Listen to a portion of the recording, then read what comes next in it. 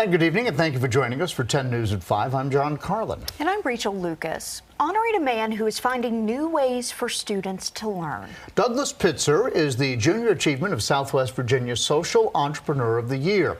The organization recognized Pitzer for his ongoing efforts to find new ways to connect with students, and I recently sat down with him to learn more about his techniques.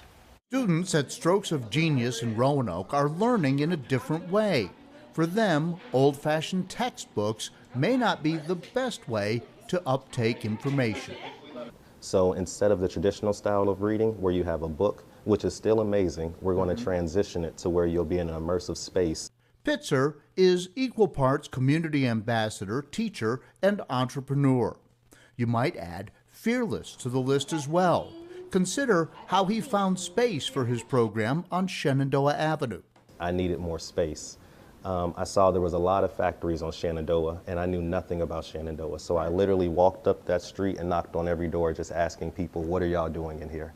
There was an amazing individual named Adam Moore. He showed me his space and he said, what could you do with this area? And I've been there for the past 2 years doing robotics, coding. Pitzer is now working on a PhD at Virginia Tech, searching in part for what triggers a response in students' brains. What we're currently attempting to do is through Virginia Tech, we're using EEG devices and seeing what spaces or what parts of the brain are being activated when you're doing traditional reading versus what part of the brains will be activated as you're doing these immersive spaces. Pitzer took time off before college to teach in the Dominican Republic, where 6 months turned into 2 years because he felt the need from his students.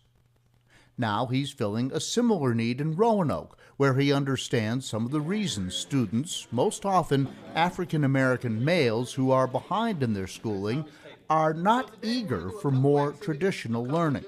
And we always know just self-preservation or just maintaining your reputation or just how you feel about yourself, that self-efficacy is important.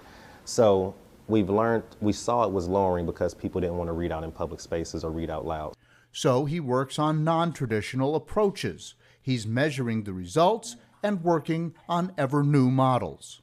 So it's intensive one-on-one tutoring, but we're now taking it a step further with the incorporation of, prior to the immersive spaces, we're now incorporating GPT in a positive way, creating critical thinking. We want to collaborate entertainment and education, almost a new word, edutainment. And so find a way for these kids to do what's already kind of incentivized for them to have fun in these games, but there's going to be an educational component attached. Finding ways to get it done in areas where others struggle.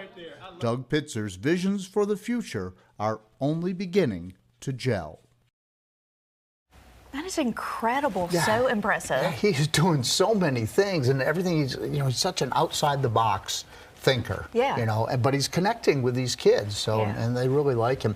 By the way, that story, I want to let you know, was shot and edited by high school students at the Burton Center for Mass Communications in Roanoke County.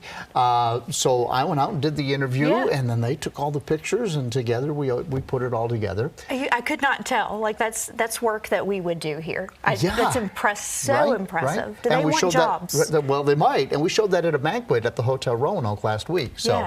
And the crowd just loved it, of course. Great job. But the students working on this, part of their relationship with Junior Achievement, and as I said, I was happy to work with them, move the process along a little bit. But Doug Pitzer, very impressive young man. He's going to do great things. Really is. Congratulations. Already doing great things, and he's just getting started. So, all right.